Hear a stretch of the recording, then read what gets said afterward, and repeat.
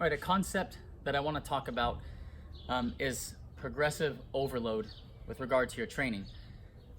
And if you're a trainer or somebody who's resistance trained seriously, chances are you're familiar with the concept. But I find that the majority of people, and myself included, I was like this for over a decade. I would just get like a routine from some magazine and go to the gym and get middling results. I didn't actually take the time to dig into the science behind hypertrophy or strength training. And so I know most people watching this probably have never done that either. And what progressive overload is it's a systematic approach to making the work harder that you're doing so your body adapts.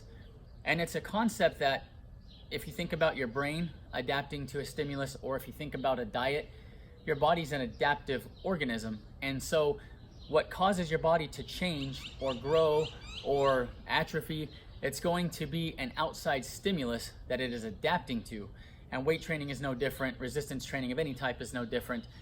So in order to make sure that you keep making progress and you don't stall and hit long-term plateaus, you have to make sure that you are progressively overloading the body. Just like with diet, you might start out with going ketogenic or carnivore, or just counting calories, macros, whatever it is you do, you institute a change and your body has this new stimulus. Then the body adapts to the stimulus and all of a sudden your results start to plateau. If you don't adjust the stimulus, either the diet or the exercise or the training or whatever, then your results, you're basically going to be doing the same action, but you're going to be getting no result or a diminished result. And it's the same thing with training. So for example, I've seen people say, oh, I do 50 push-ups every day. And that's great. Your body will adapt through hypertrophy, building muscle, and through building strength from your 50 push-ups to a point. But you're going to reach a point where you're doing 50 push-ups just to do 50 push-ups, not to stimulate hypertrophy, and you're not building strength anymore.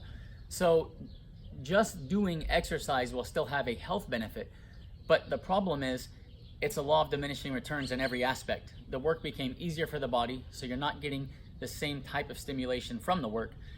So progressive overload is just going to mean that as you're training day to day, week to week, you are systematically making your training harder. And there's a lot of different techniques you can use, a lot of different techniques, from adding a little more weight, adding an extra rep, pausing during reps to maintain tension on the muscle, isometric holds. There's a lot of stuff you can do. And I'll teach you guys all that stuff as we go.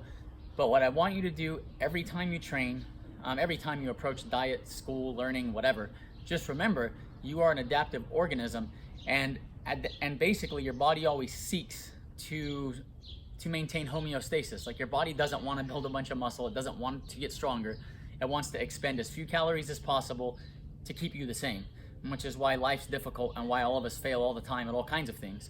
So if you want to not fail at training, and if you want to finally get really good results consistently for a lifetime, you have to think in terms of progressively overloading the musculature. And like I said, a lot of techniques, we'll dig into all those, but when you train, please remember, if you're not progressively making it harder, your body's not adapting, meaning not getting stronger, not getting more muscular. So that's super important. Hopefully you guys learned something from that. If you have questions about that, ask below and I'll answer them as quickly as possible. And as we get into further videos, we'll break down individual techniques and how you can apply those things to your training.